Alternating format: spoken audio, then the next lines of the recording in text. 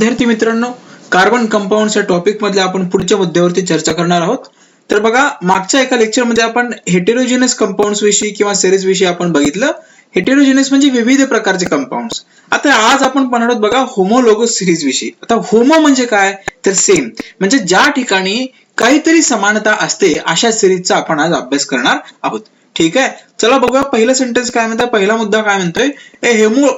A homologous series is a series of carbon compounds that have different number of carbon atoms but contains the same functional group. म्हणजे बघा, आपण heterogeneous compounds किंवा heterogeneous series मध्ये काय भेटलो तर विविध प्रकारचे फंक्शनल ग्रुप हे काय करतात तर त्या कार्बनच्या कंपाऊंडला जोडलेले असतात.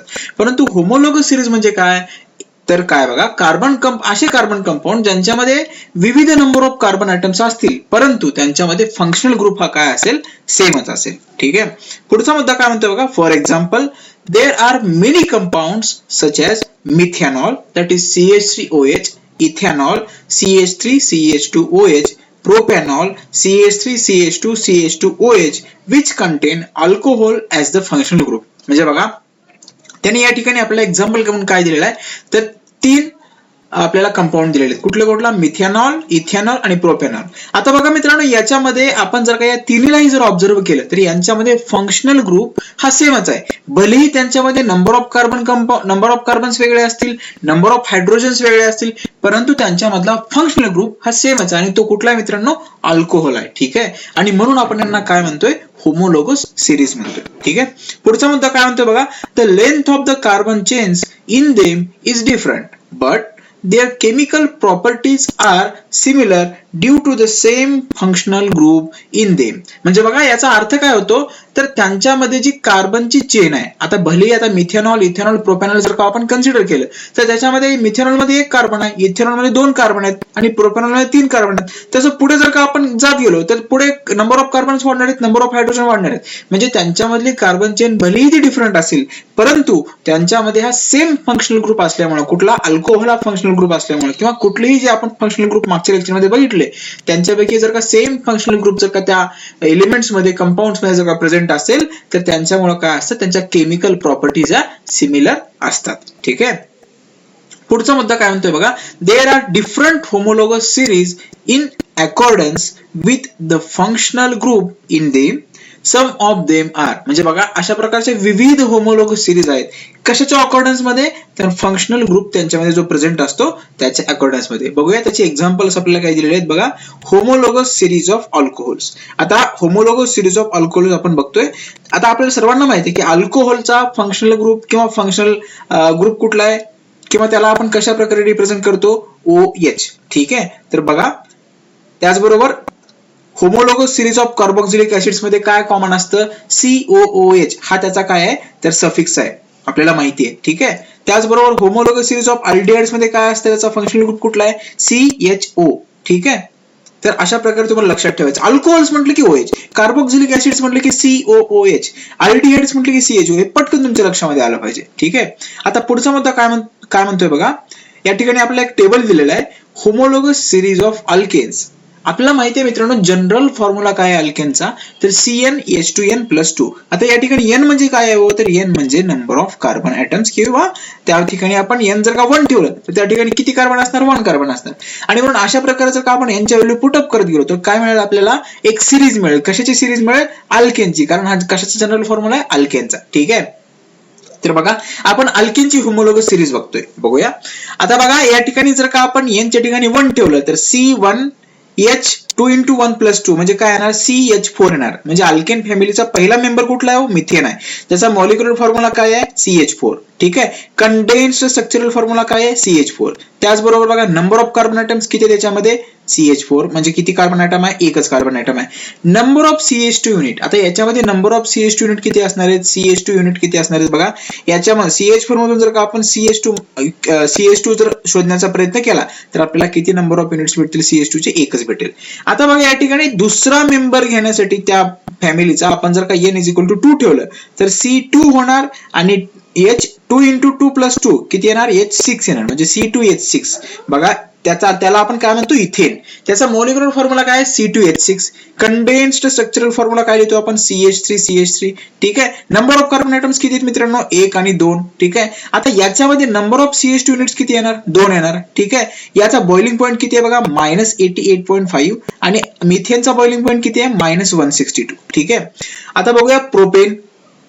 जसं की आपण या ठिकाणी n = 3 ठेवलं तर आपल्याला काय मिळेल प्रोपेन मिळेल. त्याचा फॉर्म्युला काय असेल C3H8 आणि त्याचा कंडेन्स्ड स्ट्रक्चरल फॉर्म्युला काय असेल CH3. त्याच्यामध्ये नंबर ऑफ कार्बन्स किती आहेत मित्रांनो 3 आहेत. त्याच्यामध्ये नंबर ऑफ CH2 युनिट्स किती आहेत 3 आहेत आणि त्याचा बॉइलिंग पॉईंट किती आहे -42. ब्युटेन मध्ये बघा C4H10 म्हणजे n = 4 प्रोटेक्ट केलं तर आपल्याला काय मिळतं ब्युटेन मिळतो. त्याचा मॉलिक्युलर फॉर्म्युला काय आहे C4H10. त्याला जर का आपण स्ट्रक्चरल फॉर्म्युलामध्ये दाखवण्याचा प्रयत्न केला CH3. Number of carbon atoms किती आहेत 4 आहेत. नंबर ऑफ CH2 युनिट्स किती येणार 4 येणार आणि त्याचा बॉइलिंग पॉईंट किती आहे बघा 0. ठीक आहे. पेंटेन म्हणजे n = 5 ठेवायचं आपल्याला. ठीक आहे. चला ठेवूया C5. H किती येणार S12 येणार. त्याचप्रमाणे त्याचा स्ट्रक्चरल फॉर्म्युला जर का आपण लिहायचा प्रयत्न केला तर त्याचं उत्तर कसं येणार बघा CH3. त्याच्यामध्ये नंबर ऑफ कार्बन ॲटम्स किती आहेत 5 आहेत. नंबर ऑफ CH2 युनिट्स किती आहेत 5 आहेत आणि त्याचा बॉइलिंग पॉईंट किती आहे बघा 36. त्याचप्रमाणे n = 6 ठेवलं तर hexane. Number of carbon atoms किती आहेत 6 आहेत. नंबर ऑफ CH2 युनिट्स किती आहेत 6 आहेत आणि बॉइलिंग पॉईंट किती आहे बघा 69 डिग्री सेल्सिअस. मित्रांनो तुम्ही जर का केअरफुली जर का ऑब्झर्व केलं तर जसजसं आपण n ची व्हॅल्यू ही 1, 2 किंवा तशा प्रकारे पुढे जात आहोत तसं नंबर ऑफ CH2 युनिट्स पण काय करतात वाढत आहेत. म्हणजे जर का बघा आपण या ठिकाणी इथेन आणि मिथेन या दोघांच्या मॉलिक्युलर फॉर्म्युलेचं जर का सबट्रॅक्शन केलं म्हणजे C2H6 - CH4 जर का केलं तर आपल्याला काय मिळतं C2 - C म्हणजे 2 कार्बन मधून 1 कार्बन गेला किती उरला 1 आणि H6 मधून H4 गेले म्हणजे किती हायड्रोजन उरले 2. म्हणजे आपल्याला जर का इथेन आणि मिथेन यांच्या मॉलिक्युलर फॉर्म्युल्याची सबट्रॅक्शन केली तर आपल्याला काय मिळतं CH2 युनिट मिळतं. ठीक आहे. सिमिलरली जर का तुम्ही या ठिकाणी बघा C3H8 - C2H6 केलं तर तुम्हाला काय मिळतं CH2. तुम्ही जर का असं कुठल्याही 2 कॉन्सिक्युटिव्ह फॅमिली म्हणजे कुठल्याही एका फॅमिलीमध्ये कॉन्सिक्युटिव्ह 2 एलिमेंट्स जर का तुम्ही सबट्रॅक्शन केलं मॉलिक्युलर फॉर्म्युल्याचं तर तुम्हाला CH2 हा कॉमन युनिट भेटतो. बघा हा काय झाला ही त्याची कॅरेक्टरिस्टिक्स आहे जी आपण पुढे पाहणारच आहोत.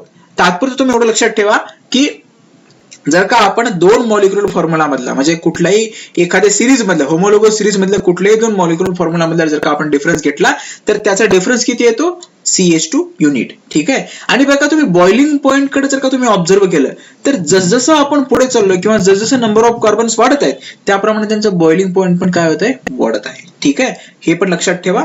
आता याच्याविषयी तुमच्या मनात भरपूर प्रश्न येत असतील परंतु ते प्रश्न आपण पुढे क्लिअर करणार आहोत. ठीक आहे.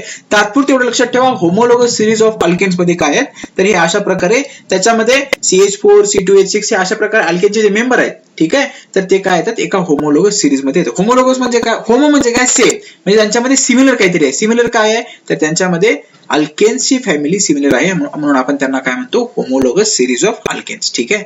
पुढचा टेबल बघतोय बघा आपण याच्यामध्ये काय दिलेलं आहे आपला होमोलोगस सिरीज ऑफ अल्कोहोल्स जे आपण ऑलरेडी पहिल्या स्लाइड मध्ये बघितलेले. आता बघा या ठिकाणी पहिला मेंबर कुठला अल्केन फॅमिलीचा मिथेनॉल ज्याला आपण CH3OH असे लिहितो. त्यांनी CH3OH लिहिण्यापेक्षा त्यांनी काय केलेलं आहे इथं एकत्र केलेलं आहे सर्व H ला एकत्र केलेलं आहे म्हणजे CH4O लिहिलेलं आहे. त्याचा काय फरक पडत नाही मित्रांनो. ठीक आहे. तुम्ही याला CH3OH लिहा किंवा CH4O लिहा ते सेमच होतं. ठीक आहे. नंबर ऑफ कार्बन ॲटम्स किती आहेत मित्रांनो 1 आहे. नंबर ऑफ CH2 युनिट किती आहे 1 आहे. त्याचबरोबर याचा बॉइलिंग पॉईंट किती आहे बघा 63 डिग्री सेल्सिअस. इथेनॉल C2H6O त्यालाच आपण कसं लिहितो CH3CH2OH. Number of carbon atoms किती आहेत 2 आहेत. नंबर ऑफ CH2 युनिट किती आहेत 2 आहेत. बॉइलिंग पॉईंट किती आहे 78 आहे. Propanol number of carbon atoms 3 आहेत. नंबर ऑफ CH2 युनिट 3 आहेत आणि बॉइलिंग पॉईंट किती आहे 97 आहे. ब्युटेनॉल मध्ये बघा C4H10O त्याच्यामध्ये नंबर ऑफ कार्बन ॲटम्स 4 आहेत.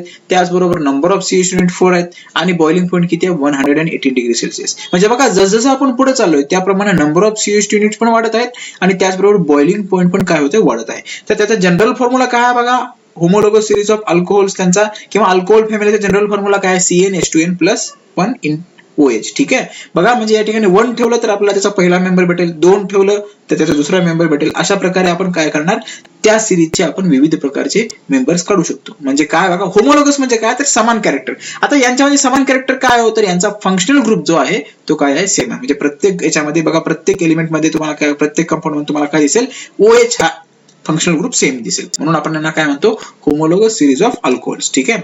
पुढचा टेबल बघतोय बघा आपण, होमोलोगस सिरीज ऑफ अल्किन्स, ज्याचा की जनरल फॉर्म्युला काय आहे, CnH2n. ठीक आहे. अल्केन्सचा काय, CnH2n+2, अल्किन्सचा काय, CnH2n, आणि अल्काइन्सचा काय मित्रांनो लक्षात ठेवा तुमच्या माहितीसाठी, CnH2n-2.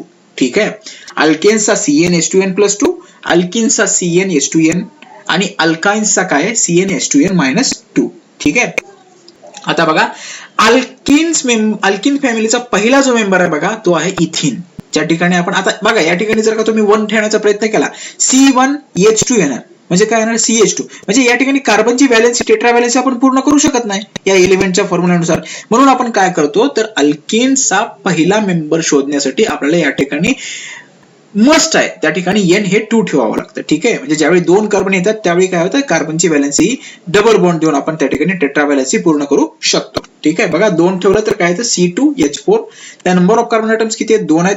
Number of CH2 unit याच्यामध्ये किती आहेत बघा, 0 आहेत. ठीक आहे. नंबर ऑफ CH2 युनिट 0 आहेत, कारण या ठिकाणी दोन्ही कार्बन काय आहेत, एकमेकाला डबल बॉन्डने जोडलेले आहेत. ठीक आहे. याचा बॉइलिंग पॉईंट किती बघा, -102 डिग्री सेल्सिअस. प्रोपीन जो की दुसरा मेंबर आहे याचा, त्याचा मॉलिक्युलर फॉर्म्युला C3H6. त्याचा स्ट्रक्चरल फॉर्म्युला काय बघा, CH3 CH double bond CH2. Number of carbon atoms किती आहेत त्याच्यामध्ये, 3 आहेत. ठीक आहे. याच्यामध्ये नंबर ऑफ CH2 युनिट किती आहेत बघा, या ठिकाणी सिंगल बॉन्ड असल्यामुळे किती नंबर ऑफ CH2 युनिट आहेत, 1 आहे. याचा बॉइलिंग पॉईंट किती आहे, -48 डिग्री सेल्सिअस. आता बघा, ब्युटीन किंवा त्याला आपण 1 ब्युटीन असं म्हणतो. ठीक आहे. C4H8. त्याचा स्ट्रक्चरल फॉर्म्युला काय आहे बघा, CH3 CH2 CH double bond CH2. Number of carbon atoms किती आहेत, 4 आहेत. नंबर ऑफ CH2 युनिट किती आहेत, 2 आहेत. बॉइलिंग पॉईंट किती आहे बघा, -6.5 डिग्री सेल्सिअस. त्याचबरोबर 1 पेंटीन, याचा मॉलिक्युलर फॉर्म्युला आहे C5H10. त्याचा स्ट्रक्चरल फॉर्म्युला या ठिकाणी तुम्हाला दिलेला आहे CH3 CH2 CH2 CH double bond CH2. Number of carbon atoms किती आहेत, 5 आहेत. आणि नंबर ऑफ CH2 युनिट किती आहेत बघा, 3 आहेत. त्याचा बॉइलिंग पॉईंट किती आहे, 30. ठीक आहे. बघा, जसं आपण पुढे चाललो तसं बॉइलिंग पॉईंट पण वाढत चाललाय आणि नंबर ऑफ CH2 युनिट पण वाढत चाललेत. आता याच्या कॅरेक्टरिस्टिक्स काय आहेत तर ते आपण पुढे बघणार आहोत. तात्पुरतं तुम्ही एवढं लक्षात ठेवा की होमोलोगस सिरीज ऑफ अल्किन्स मध्ये पहिला मेंबर कुठला येतो, इथिन येतो, आणि त्याचा जनरल फॉर्म्युला काय आहे, CnH2n. ठीक आहे मित्रांनो, तर आजच्या लेक्चरमध्ये आपण इथंच थांबतोय. अशाच प्रकारचे एक नवीन कन्सेप्ट घेऊन आपण पुढच्या लेक्चरमध्ये भेटूया. तोपर्यंत व्यवस्थित राहा, काळजी घ्या, आनंदी राहा, हसत राहा, आणि सर्वात महत्त्वाचं म्हणजे मित्रांनो, शिकत राहा. धन्यवाद.